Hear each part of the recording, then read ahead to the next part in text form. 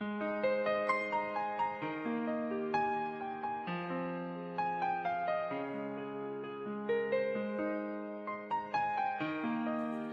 everyone, my name is Athanasius Anantalai, and today we are going to discuss about the changes in demand versus changes in quantity demanded.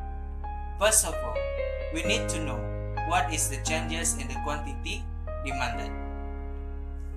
Here we have a table, we have the price and the quantity. As we can see, when the price increases, the quantity will be decreased.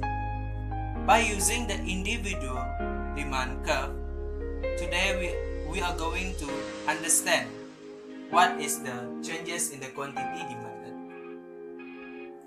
First of all,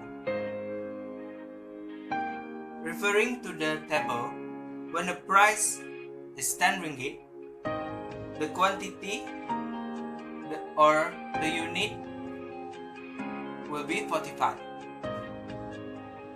But when the price increases from 10 ringgit to 20 ringgit, the quantity decreases from 45 to 30. Next, when the price increases from 20 ringgit to 30 ringgit, the quantity will be decreasing into 15 units. So from that, we can see the demand curve. And these changes happen because of the changes in the price. As the price increases, the quantity demanded also changes. It will be decreasing. So that is what we call changes in quantity demanded.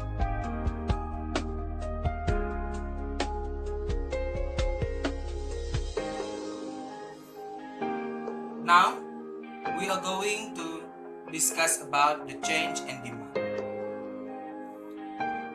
The change in demand refer to the change in quantity demanded and is caused by the other factor that other than the price of the goods. For example, the income of the buyer.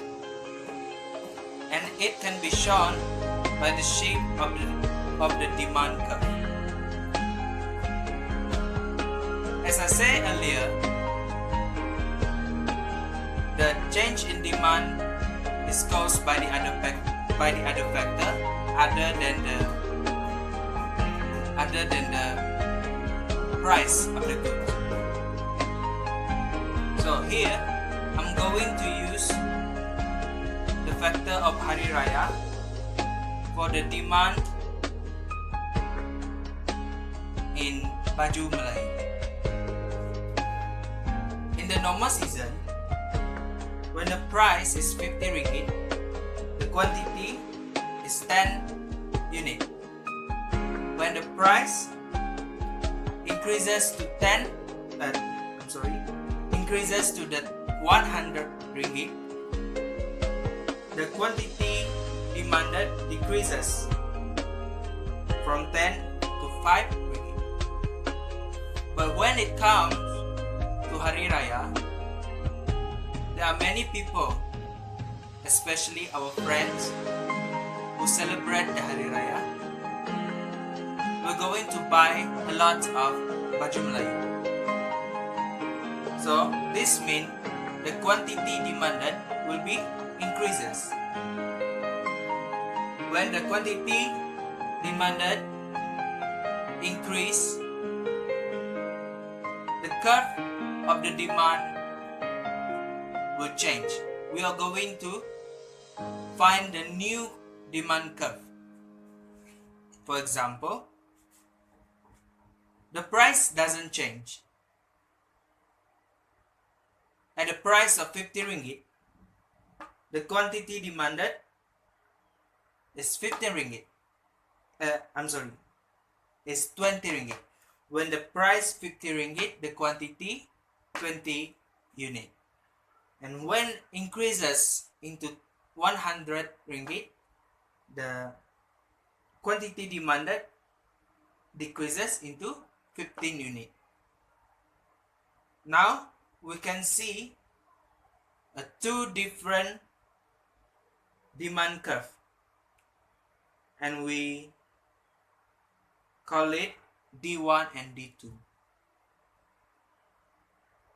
The shift, this is what we call the shift in the demand curve.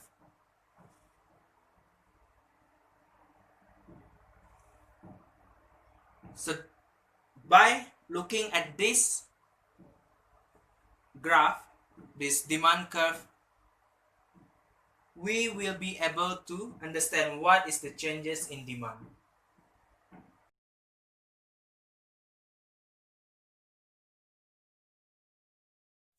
Now we have understand what is change in demand and change in quantity demanded. So we are going to conclude our discussion by using this table. The first point,